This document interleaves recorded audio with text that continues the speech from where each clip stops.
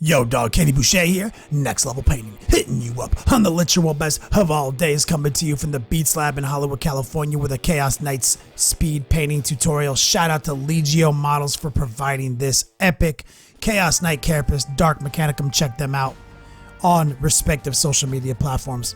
These guys are legit. So guys, here's how we're doing it today. I'm going to show you how to get this knight looking like this in less than 5 hours. This is a speed painting challenge. Chapter 1, of course, we're going to cheat. We're going to take it to the garage. I'm using a little Tamiya silver spray paint. Gonna lay all the parts of the knight out. Spray them all up silver. We're going to go hard here, okay, guys? This is step 1 in getting it done. I'm using also my perfect rack system. It will be available for sale at some point here. You see this joint I'm holding in my hands right here. It comes with a couple model holders and everything like that. Once we get out of a couple other obligations, I will be putting that up in the swag shop. All right, guys, we're going to let it dry. I recommend doing this just before bed. That took about 5 minutes, maybe. Chapter 2 is the weathering process. We're going to be leaning on that Mr. Weathering technology, that advanced technology. These are oil washes. I'm going to be using a big ass brush I've been using for this. Going to be using some of their proprietary solvent and be going kind of heavy. We're using a little bit of the brown wash, a little bit of the black wash, and we're just going to kind of blend them together. And we are literally going hyphy AF right here. You can't really overdo it.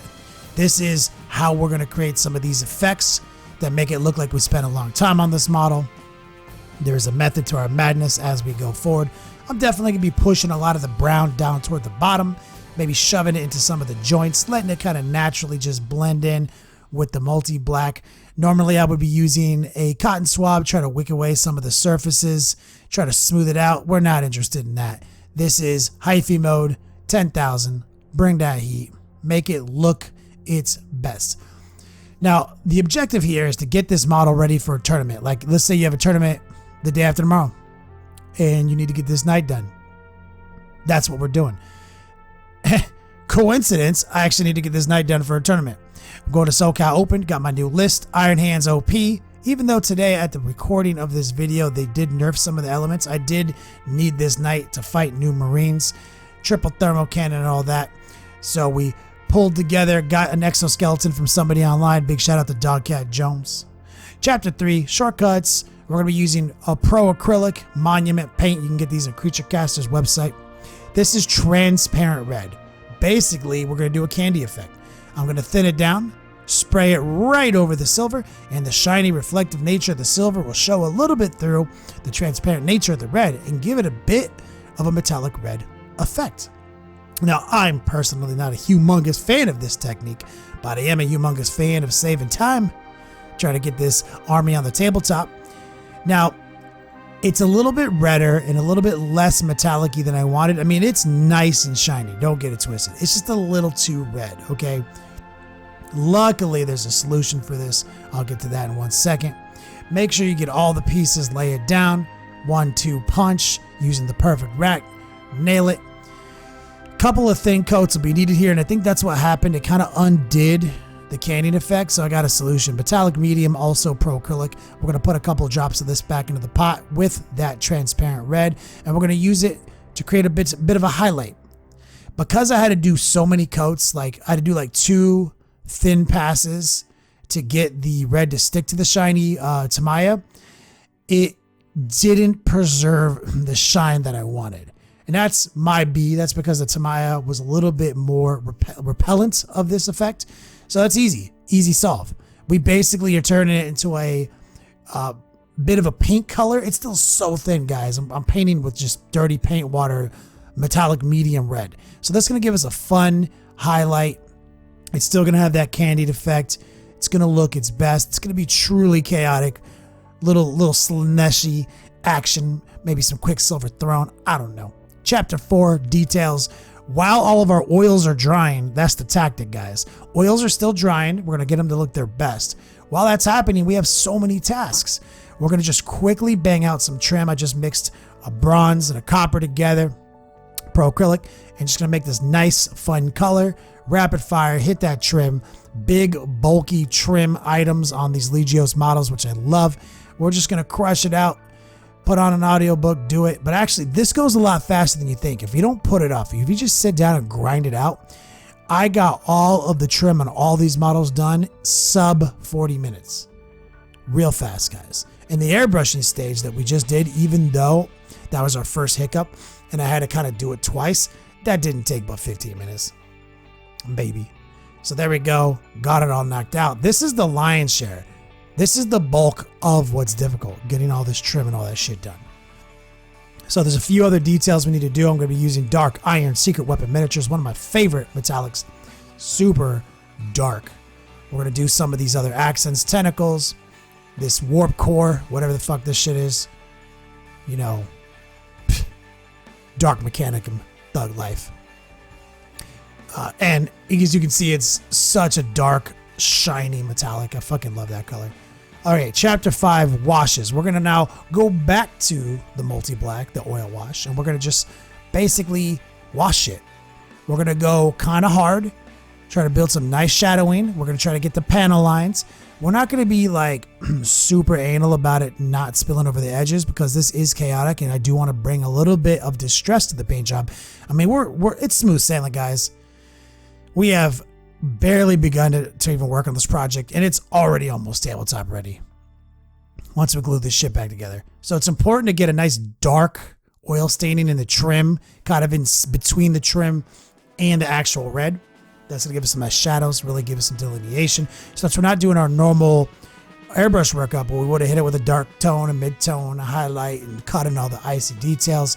We're cutting all those steps out to get this guy done, and we still want him to look kind of cool. So I'm going to do a little bit of oil streaking by dragging some of this oil down. We'll use some solvent to thin it down, maybe a cotton swab. I think I do all of this with just a paintbrush. And if I feel like the stain gets away from me, I just dip back in, grab a little solvent, smooth out the edges. I've got a few videos on this subject, as you can see.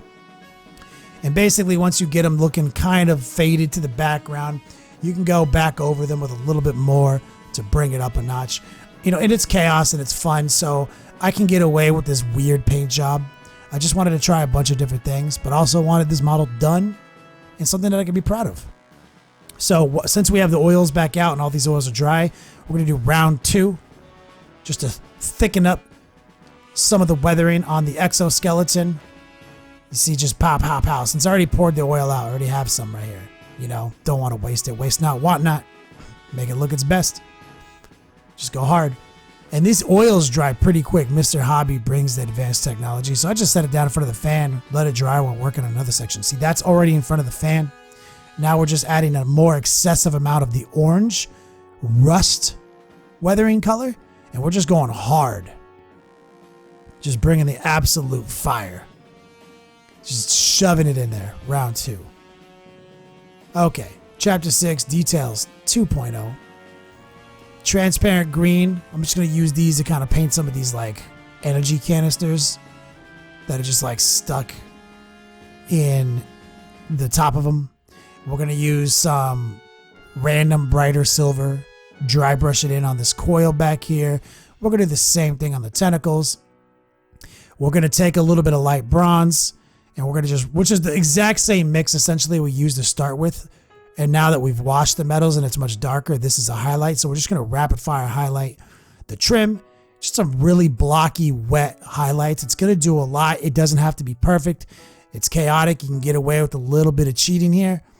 Just having it look a little bit more aggressive. You see that? That goes a long way.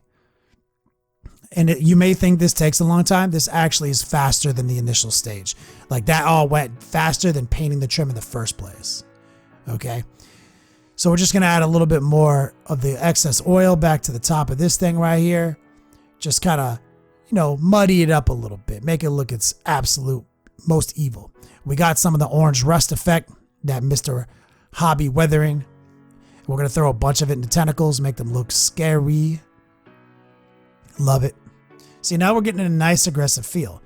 And right now, we're just being efficient with our time. We're putting oil on one piece, setting it in front of the fan, doing it on the other. That one's dry, we can go back to it. Real simple. So here we go. Now that other set of oil washes is dried, we're going to pull out the dry brush and we're going to just rapid fire the same thing. We got that same bright silver and we're just going to rapid fire dry brush all up and down the bitness of the exoskeleton. One thing's drying, one thing's getting detailed.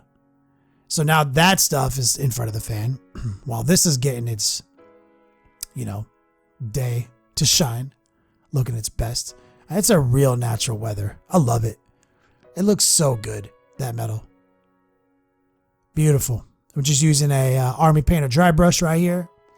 Comes in their basic set.